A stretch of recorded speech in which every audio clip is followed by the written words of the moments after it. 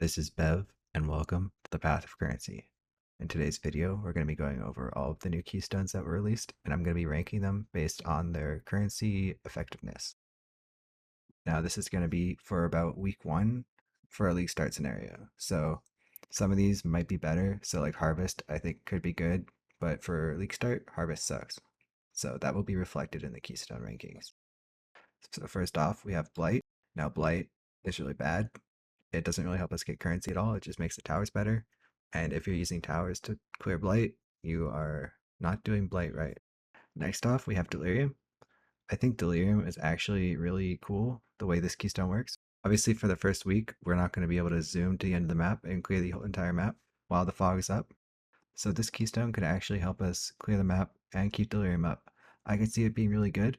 The worst downside probably is that you can't get Delirium orbs, but that's not that bad. And not getting splinters is also not that bad because splinters are so cheap nowadays that it doesn't matter. Next up, we have Expedition. I actually think Expedition is a S tier keystone. This thing is really good. There are only a few minor caveats to this keystone.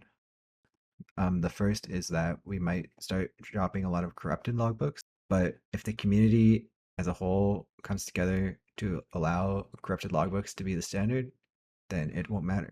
If everyone is charging the same price for corrupted logbooks as they are for normal logbooks, then it's fine if your logbooks are corrupted. And using this keystone, you will get a lot of corrupted logbooks because the 50% chance for monsters to drop items as corrupted is very common. And I've seen some people talking about this keystone saying it's not that big. So I actually have a little showcase here. So this is a circle, and the keystone says that you have 200% increased radius of the circle. So the circle has a radius of 1.5. Increasing that by 200% makes it a 4.5 radius. And as you can see, it's a lot bigger. So if you think like this is where Danig would stand right here, and this is your area, now you blow up basically the entire thing. So I believe this keystone will be really great, especially if you're like me and Expedition stunlocks you. Now you can't get stunlocked, you just place the thing and go. Next up, we have the Forsaken Masters keystone. Now this keystone is really strange. Personally, I don't like masters at all. I barely do my master missions. Nico sucks because you can just use the Sulfite Scarab. So that's one master down. Einhar also sucks because you can use the Sulfite or the Bestiary Scarab. So the only two masters that are good are June, which is actually June is very good, and Alva. And Alva is really bad at the league start. This is tough because this is really good with June, but it's bad with everything else. So if you are farming June, then this keystone is probably really good for you. But anything else, I would say it's bad because you can just use scarabs. Finally, this is probably good for SSF players, but we don't talk about that here. Now we have the Harvest Keystone.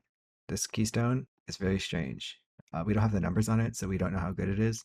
But if it is good, I'm still putting it in C tier because Harvest for the first week and the second week, everything is so cheap. You have your juice at like 15,000 juice per divine.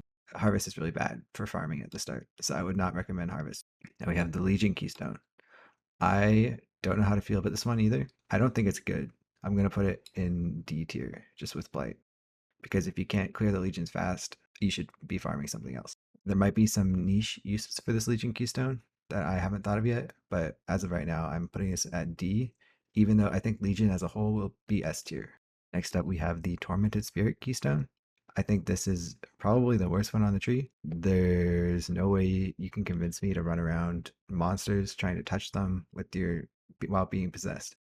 I just don't see this being good. I could be wrong on this, but I feel like this is the worst one. It could have some meme potential, but I don't think it's good. Next up, we have the Beyond Keystone. This one is tough as well for a league start scenario. I think it might be a B. Actually, no, I would put this as A because the issue with Beyond at league start is that the boss is really tanky and your build probably is bad at killing it. So not having the boss is actually two benefits. First of all, you don't have to spend 2 minutes trying to kill the boss. Second of all, you get to kill more Beyond minions. I've been waiting for a keystone like this for a really long time, and I think it is going to be really good, especially with the other Beyond changes they've added in the tree. Next, we have the 7th Gate Keystone. This is a non-league specific keystone. If you allocate all of the gateways, you get to pick any map benchcraft from Zana. This is probably going to be a D tier, and this is just for league start. I believe after we have some solid farming strategies down, this keystone could be really, really cool.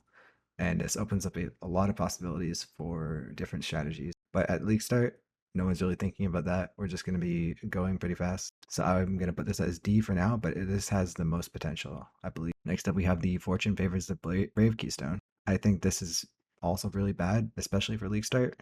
You don't have enough money to spend on Fortune Favors the Brave, so paying double is just worse. I actually think that this keystone will be bad throughout the entire league. Next up, we have the ball side areas. This is a big question mark because we don't know what mods that the side areas are going to have. I honestly think that this could be really cool though. I'm going to put it at B because it sounds fun and it's new content and there's new mods. This could be good. I don't know if it'll be good. It could just be balanced really bad, but I have high hopes for this keystone. Next up, we have the Maven keystone. This keystone lets your Maven summon more map bosses. In a league start scenario, the map boss drops aren't that great. You get like Conqueror maps. That's the main thing that you think of when you think of a map boss drop. There's no way this works with Searing Exarch or Eater of Worlds dropping maps, right? Like if you're gonna get a Searing Exarch invitation and you use this keystone, there's no way you get 3. If that did happen though, okay, this is an S keystone, but I doubt that that's gonna be the case. So I'm putting this as D tier, but I do think this keystone has potential for map boss farming, especially because Mesa is back. Next up, we have the ritual keystones. There's 2 of these. So this first keystone is the shop window. So this one is going to be your ritual shop windows are either 80% less or 90% more or somewhere in between. I think this is a pretty meme tier keystone. Someone 100% is going to lose a mirror due to this keystone. They're going to reroll and there's going to be a mirror and it's going to be worth like 60,000 tribute and it's going to cost 12,000 to defer. Just wait for it on Reddit. It'll be there. And then the other ritual keystone is actually probably the worst keystone in the game. It's that you can't reroll your ritual windows, and the best part about ritual is rerolling the windows. Having only one window is not good. You really need those rerolls to make sure that your bad luck streak is lessened, and not having that makes ritual really bad. You might say it must be better than the blight keystone, but no, I think it's worse. Next, we have the appraiser keystone. This turns 300% of your quantity and it turns it into rarity. Honestly, I'm on Syncopium, but I think that this keystone's really cool. I've always been a big fan of rarity farming. I'm going to be trying this one out for sure. I'm putting it in S tier. I'm going to be using it day 1, day 2. I don't give a crap about quant. I'm just going to be going for that rarity.